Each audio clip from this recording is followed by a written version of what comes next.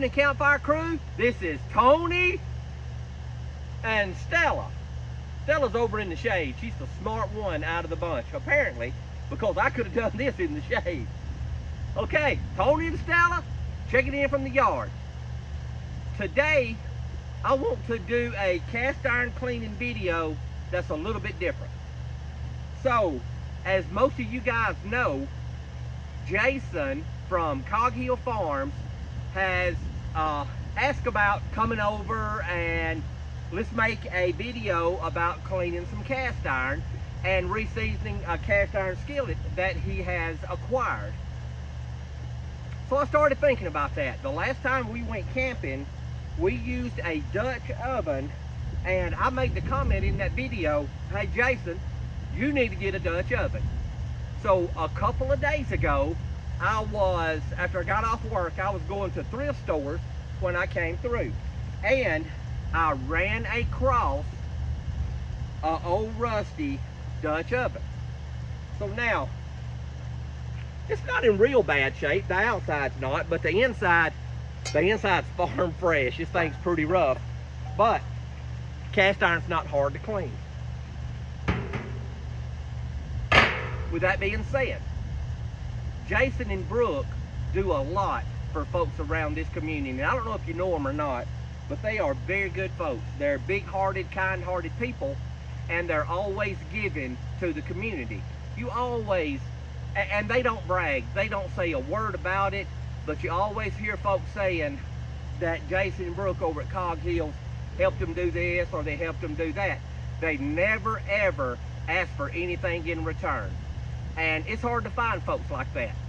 So Catherine from G&G Farms and myself, we were talking about that, and I told her the next time I find a decent piece of cast iron, we're going to buy it, we're going to clean it up, and we're going to reseason it, and we're going to give it to Jason over at Cog Hill as a gift. So just kind of say thank you for everything that they do for everybody else. So this is a vintage Lodge Dutch oven, and it's like maybe a 8 to 10 inch Dutch oven. It's a pretty good sized Dutch oven, and it has the automatic baster or the drips inside of the lid. So let's take a little while and let's see if we can get this thing cleaned up, and let's reseason it, and let's give this thing to Jason. And listen, this is going to be a secret, so y'all don't tell him.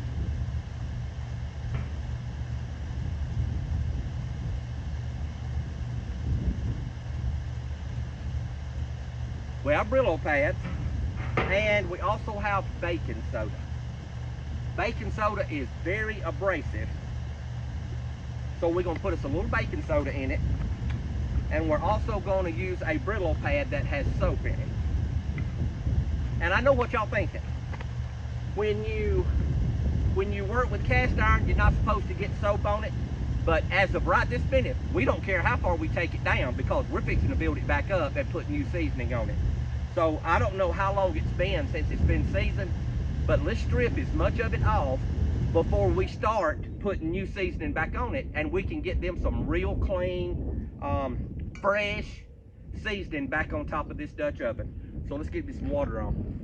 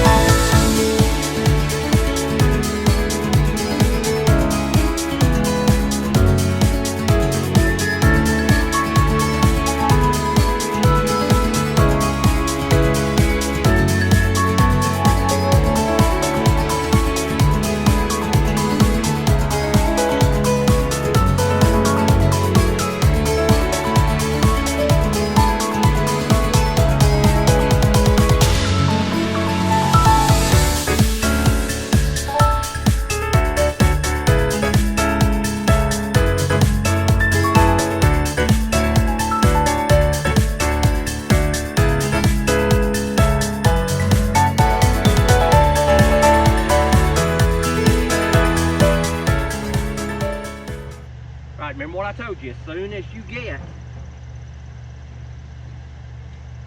to where you can, you start drying that thing off and get that water off before that surface rust gets on it. So we're going to go ahead and take this piece over to the oven, and we're going to start warming it up to get that water dried out of it.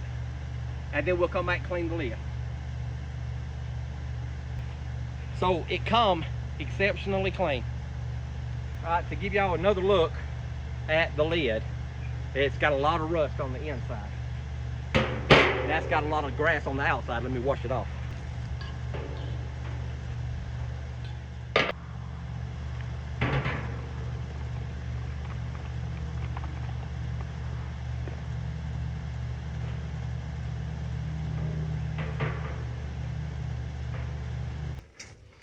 All right, Campfire Crew, we have graduated into the lodge, and we have got the barbecue grill up to 500 degrees. Do y'all remember what I told you about the reason that I clean outside, clean cast iron outside? Because it's real messy, and you don't want that mess in the house. So when it's real dirty like that, you get you a good place outside, a good water hose, and clean your cast iron on the outside. Well, I realized that instead of having to bake your seasoning on inside the house, you can do it right on the barbecue grill. It's so much easier, so much cleaner. And right now we've got the grill up to 500 degrees. So I'm going to go ahead first and take the lid out, and we are going to get some vegetable shortening on the lid. Now the lid's hot because I stuck it in there. We're going to go ahead, I have a glove, and we're going to pick it up with a glove, set it out here, and we're going to work on it.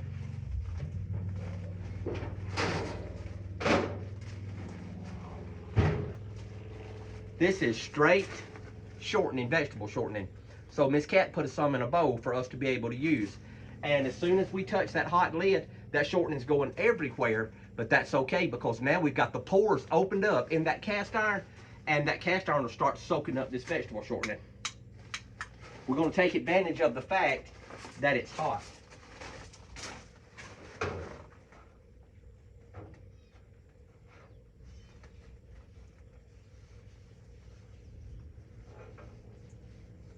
That is very hot.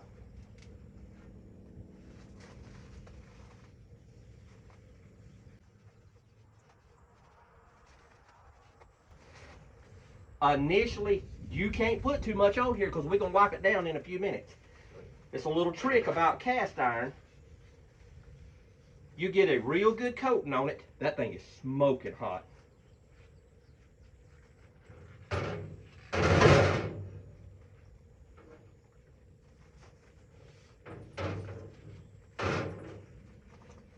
Do not get burnt doing this because this is hot, hot. Now we got it running.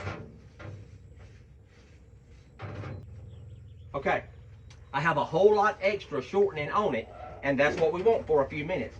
We're going to let it sit on there, and in 2 or 3 minutes, we're going to pull it out and wipe the excess off. For right now, we're going to leave it on and let it stay hot.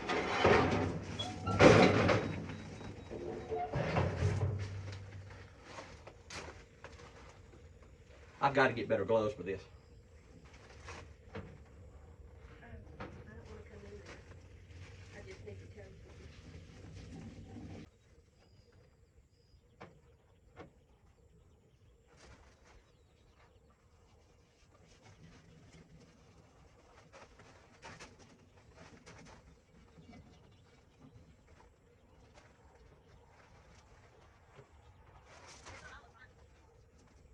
What?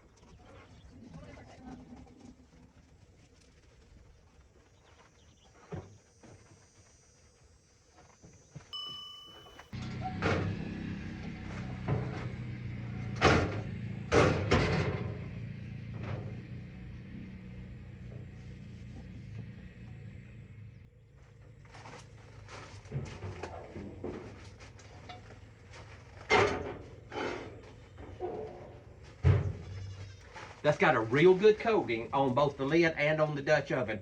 So we're going to let it sit in here for about 5 or 10 minutes, and I'm going to pull them out, and I'm going to wipe the excess off. So I put too much vegetable shortening on them when I done this, and we do that on purpose. in a few minutes, if you don't wipe it off or wipe the excess out, it leaves streaks. So if you've ever saw a cast iron that looked like it was running, or a waterfall, or looked like paint running, it's because you didn't wipe the excess out. So if you'll get it real hot, oil it down, wipe your excess, that thing will be beautiful when it's through. So let's let it cook for a few minutes and we'll be back. Okay, it's been about 10 minutes and you can see it's already started smoking. That's what we want. We're gonna wipe the excess out and get all the excess wiped off, and we're gonna put them in and let them finish cooking.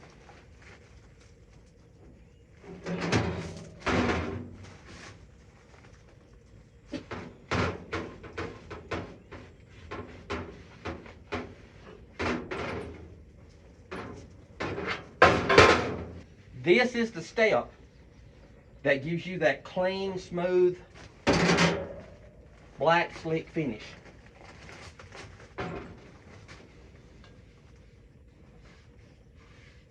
You just be careful and know that grease is 500 degrees. Can y'all see the color of that thing already? All right, let's give it about an hour and we're gonna check it. And then in about 2 hours, we may put another coating of seasoning on it. So y'all stay tuned. This thing's coming together. Okay, Campfire Crew, it has been a couple hours.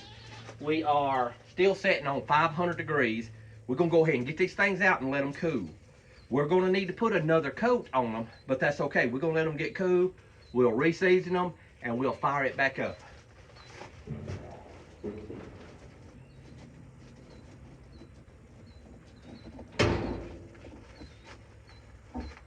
So look how much better the lid looks. That thing is beautiful.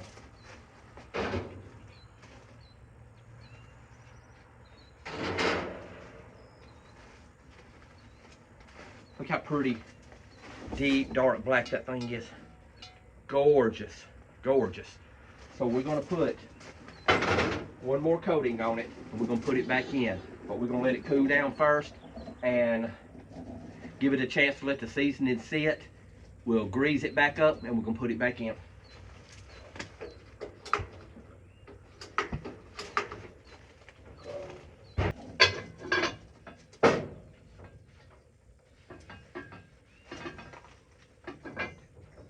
That thing is beautiful. One good quick look all the way around. It's clean. It's getting there.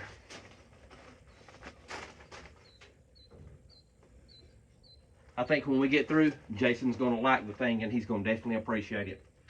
So, I'll get one more coating on it later. I'm not gonna worry about putting it on video, but I just wanted you guys to come along for the ride because I know that y'all all think the world of Jason too, and Brooke, and I wanted y'all to be part of this, and then we can kind of all do it as a group, and it can be a gift from all of us. All right, as always, life's an adventure. Go find something and try to do something you hadn't done in a long time. Try to have some fun and try to enjoy some life. None of us are getting any younger. Go do something you hadn't done in a while. And remember, don't get caught sitting at home.